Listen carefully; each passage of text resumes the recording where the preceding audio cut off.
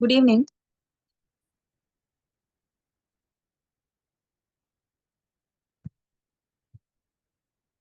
So, yes, as we have seen before, நம்ம human development பத்தி பார்த்துட்டு இருந்தோம் இல்லையா? Human development பார்த்தோம், growthனா எப்படி இருக்கும், what is development, and அதோட continuation this chapter called adolescence வந்து discuss பண்ணியிருந்தோம் இல்லையா? So, இந்த chapterல இருந்து நமக்கு எப்படி previous year questions இருக்கும், அதுக்கு எப்படி ஆன்சர் பண்ணணும் அப்படிங்கிறது தான் இன்னைக்கு டிஸ்கஸ் பண்ண போறோம். ஸோ இது எப்படி ஆன்சர் பண்ணணும் அப்படின்னா, உங்களுக்கு இந்த சாப்டர் பொறுத்த வரைக்கும் you have to focus on the adolescence peer pressure and parental pressure அது ரெண்டையும் அதிகமா ஃபோக்கஸ் பண்ணி இது படிக்கிறப்போ நீங்க ஃபோக்கஸ் பண்றது மாதிரி இருக்கும். And followed by that we will be having 5 to 7 questions, sorry, 10 questions கிட்ட இருக்கும், which is collective of 3 years ஒரு 3 set of question papersல இருந்து இது எடுத்தது. அண்ட் அதுல ஃபர்ஸ்ட் கொஸ்டின் பாருங்க, இந்த கொஸ்டினே உங்களுக்கு 2 தடவை ரிப்பீட் ஆயிருந்துச்சு ப்ரீவியஸ் இயர் கொஸ்டின் பேப்பர்ஸ்ல.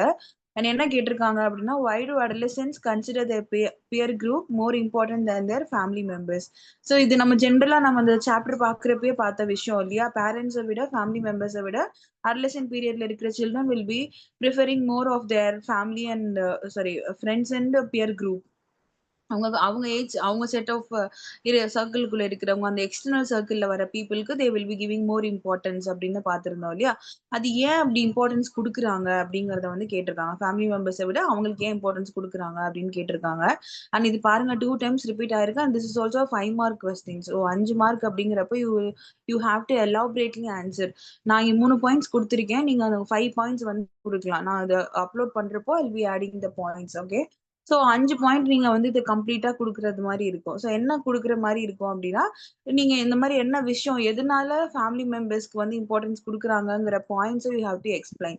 ஸோ அதுக்கு என்ன சொல்லணும், everybody is going through the same conflicts and problems இல்லையா? ஸோ ஏன்னா அந்த பியர் குரூப்ல அவங்க அந்த எக்ஸ்டர்னல் சர்க்கிள்ஸ்குள்ள பாக்குறவங்க டீச்சர்ஸோ ஃப்ரெண்ட்ஸோ, வெளியில பாக்குறவங்கள டியூஷன் டீச்சர்ஸ், இல்ல வெளியில டியூட்டர்ஸ்ல பாக்குறவங்க, எக்ஸ்ட்ரா கரிக்குலர் ஆக்டிவிட்டீஸ்ல பாக்குற டீச்சிங் ஸ்டாஃப்ஸோ, இல்ல அங்க பழகுற ஃப்ரெண்ட்ஸோ, இந்த மாதிரி சர்க்கிள்க்கு அதிகமான இம்பார்ட்டன்ஸ் கொடுப்பாங்க. அவங்க கூட டைம் ஸ்பெண்ட் பண்றது தே வில் பி லைக்கிங். ஸோ அது எதனால அப்படின்னா, maybe they all will be having the same conflicts and problems. ஒரே செட் ஆஃப் ஏஜ்ல இருக்கிறதுனால அவங்களோட பேச்சு, அவங்களுடைய பிரச்சனைகளோ, இல்ல அவங்க ஷேர் பண்ணிக்கிற விஷயங்களோ மேபி ஒரே பேட்டர்ன்ல இருக்கும்.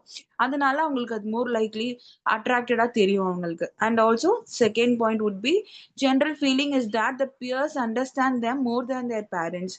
ஸோ அவங்களுக்கு ஜென்ரலா என்ன தோணும், நம்ம பேரண்ட்ஸ் கிட்ட போய் எக்ஸ்பிளைன் பண்றதை விட நம்ம ஃப்ரெண்டு நம்ம கிட்ட சொன்னா புரிஞ்சுப்பான், நம்ம அவங்க கிட்ட ஈஸியா கம்யூனிகேட் பண்ண முடியும். இல்லைன்னா என்னடா ஒரு மாதிரி இருக்க, என்ன பிரச்சனைன்னா வந்து ஈஸியா ஃப்ரெண்ட்ஸ் கேட்குறாங்க அப்படின்னா they thought that they will be understanding them. அவங்க நோட் பண்றாங்க, அவங்க விஷயங்களை புரிஞ்சுக்கிறாங்க அப்படிங்கிற மாதிரியான தாட் அவங்களுக்கு வரும்.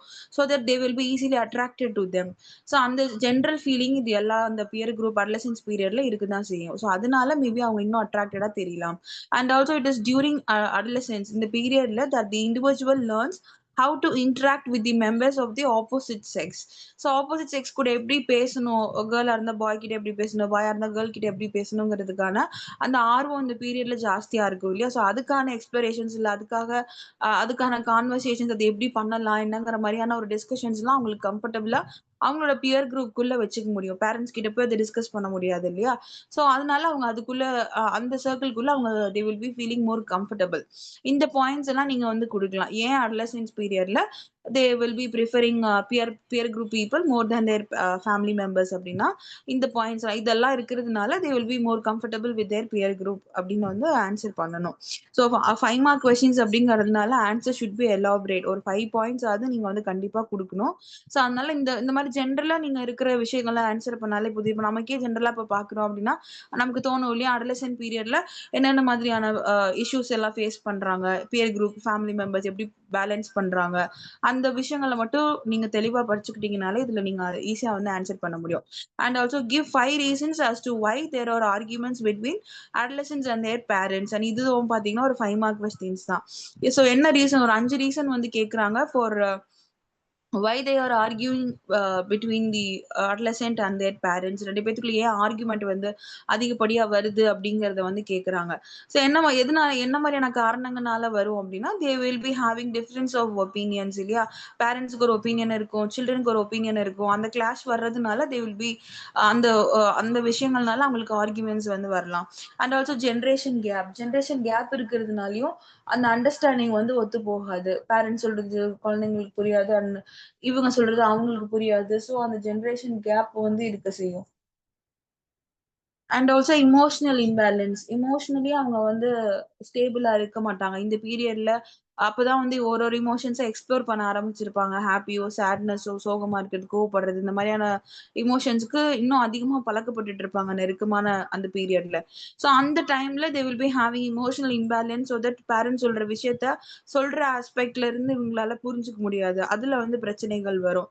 And also importance to all external pleasures more then the parents. பேரண்ட்ஸை விட வெளியில இருக்கக்கூடிய சின்ன சின்ன பிளஷர்ஸ்க்கு they will be giving more importance. Like ஃப்ரெண்ட்ஸோட வெளியே போறது, அவங்க கூட டைம் ஸ்பெண்ட் பண்றது, இல்ல நான் இங்க போறேன், எனக்கு அது சாப்பிட வேணும், இது சாப்பிட வேணும். இந்த மாதிரி சின்ன சின்ன விஷயங்கள் எக்ஸ்டர்னல் பிளஷர்ஸ்க்கு வந்து அதிகமா இம்பார்ட்டன்ஸ் கொடுப்பாங்க பேரண்ட்ஸோட ஒப்பீனியனை தாண்டி.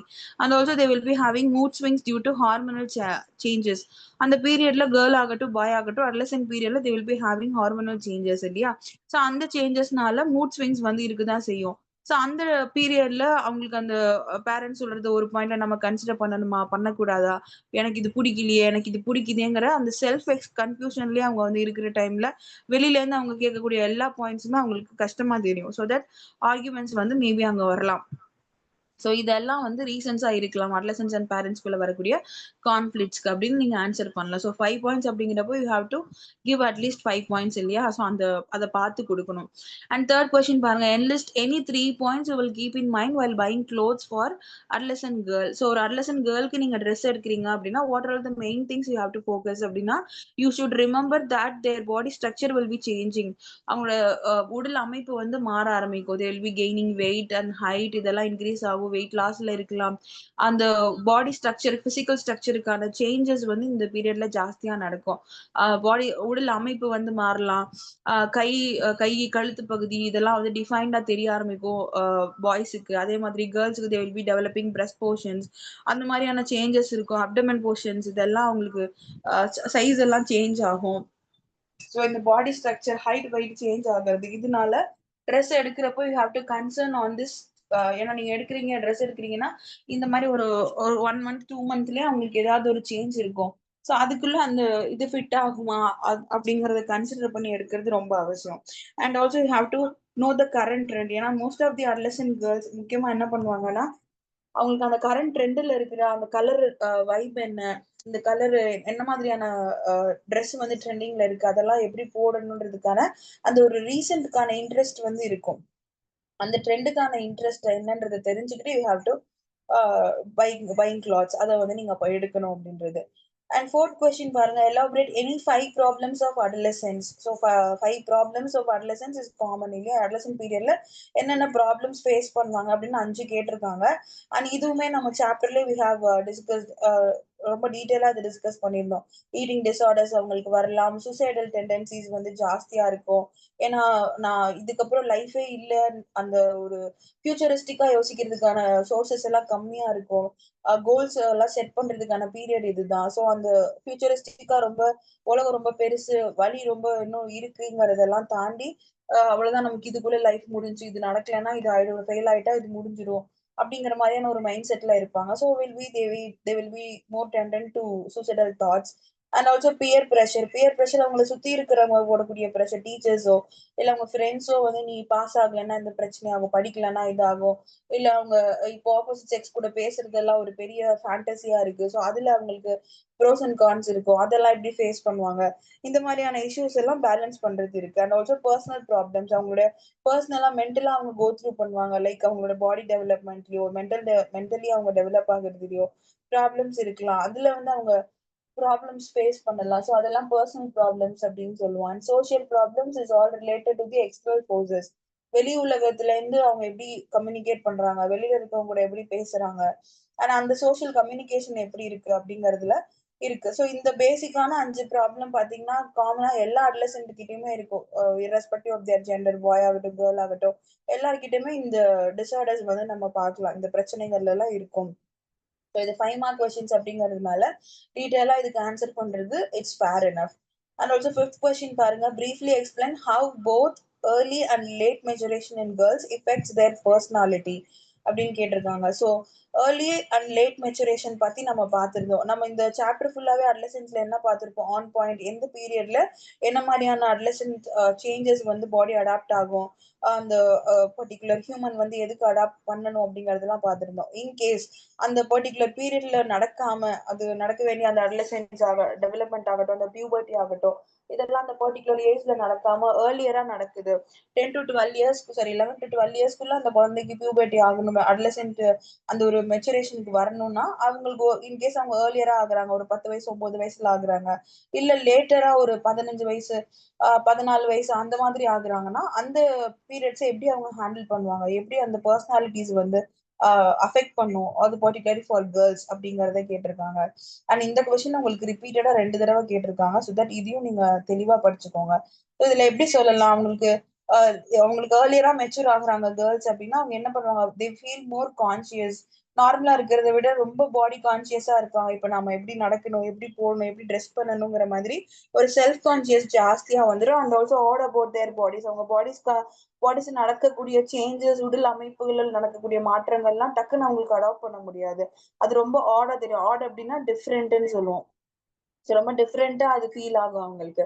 அண்ட் ஆல்சோ லேட் ஆகுது, அந்த மெச்சூர் ஆகுறது லேட் ஆகுது அப்படின்னா they will be looking like younger, ரொம்ப சின்ன பசங்களாவே தெரியுற மாதிரி இருப்பாங்க. And are not expected to measure up to the adult standards of behaviour. So அவங்களுக்கு அந்த லேட்டரா ஆகுது, பியூபர்ட்டியோ இல்ல அந்த மெச்சூரிட்டியோ அவங்களுக்கு லேட்டரா ஹிட் ஆகுது அப்படின்னா அந்த பீரியட்குள்ள அவங்க அந்த குழந்தைத்தனமாவே இருப்பாங்க.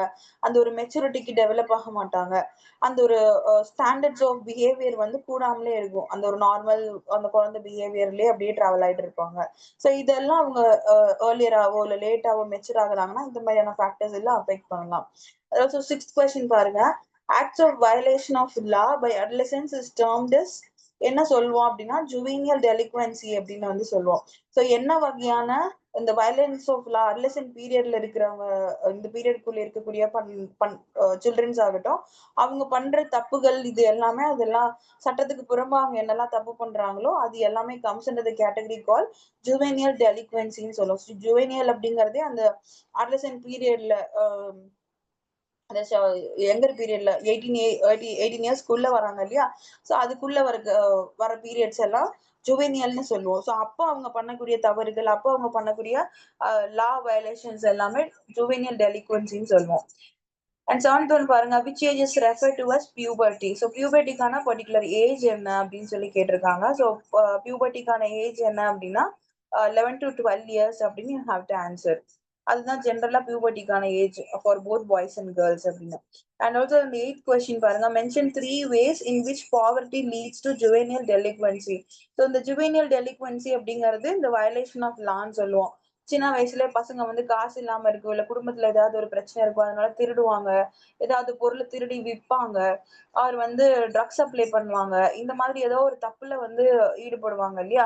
சோ அந்த மாதிரியான விஷயங்கள்லாம் in which 3 ways can poverty leads to அப்படின்னு கேக்குறாங்க. எந்த மாதிரியான பாசிபிலிட்டிஸ் இருந்துச்சுன்னா they will be going under that அப்படிங்கறத வந்து கேட்டிருக்காங்க. ஸோ என்ன மாதிரியான பாசிபிலிட்டிஸ் இருக்கும் அப்படின்னா, அவங்களுக்கு வீட்டுல வந்து அவங்களுக்கு பேரண்ட்ஸ் சரியா இல்ல, இன்கேஸ் பேரண்ட்ஸ் சரியா இல்லைனாலும் அந்த பிரச்சனை இருக்கும், பேரண்ட்ஸே இல்லைனாலும் அந்த பிரச்சனை இருக்கும், or they don't have any support system அப்படின்னாலும் அது அவங்களுக்கு அஃபெக்ட் ஆகும். ஸோ அதெல்லாம் லேக் ஆகுறப்போ they have to meet their own economic expenses இல்லையா, அதுக்காக அவங்க அந்த தப்பு பண்றதுக்கு அதிகமா ப்ரிஃபர் பண்ணி போவாங்க. ஸோ அந்த பாயிண்ட்ஸை 3 ways அப்படின்னு கேட்கறாங்கன்னா அது ஒரு 3 மார்க் கொஸ்டின் உங்களுக்கு.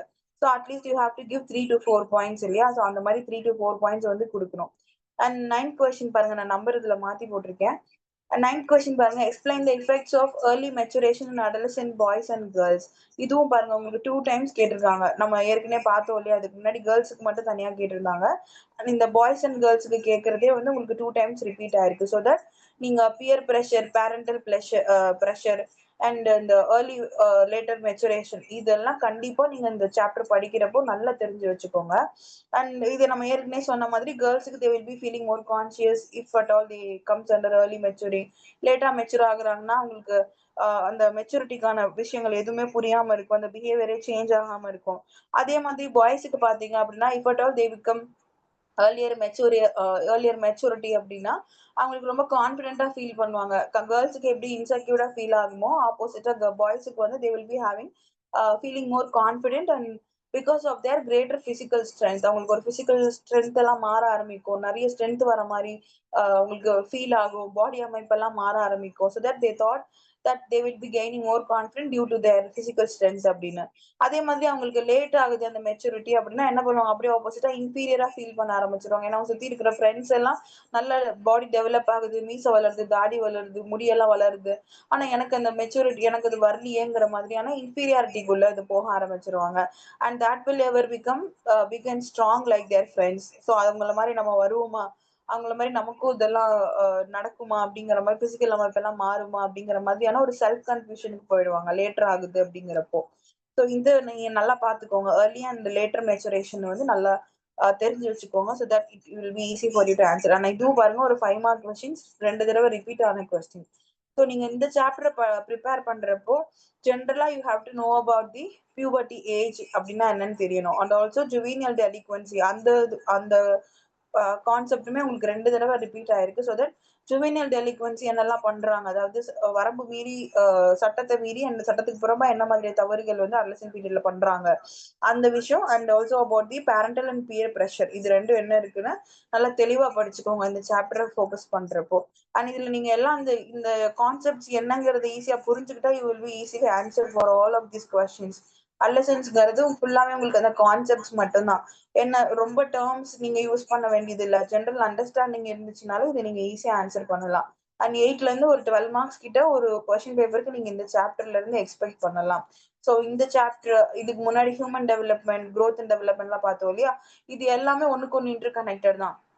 அதுல உங்களுக்கு எல்லாம் பேக்கடாவே வந்துடும். ஒரு ஹியூமன் டெவலப் ஆகுறதுல இருந்து, growth ஆகுறதுல இருந்து, என்ன மாதிரி ஸ்டேஜ்ல என்ன பேர் அதுக்கு, இதெல்லாம் பார்த்துட்டு வரப்போ உங்களுக்கு அது ஈஸியா புரிஞ்சிடும். ஸோ தட் இந்த கண்டினியூட்டியா உங்களுக்கு ஞாபகம் வச்சுக்கிறதுக்கு ஈஸியா இருக்கும், ஆன்சர் பண்றதுக்கும் it will be easy for you. And இதுல எது டவுட்ஸ் இருக்கா?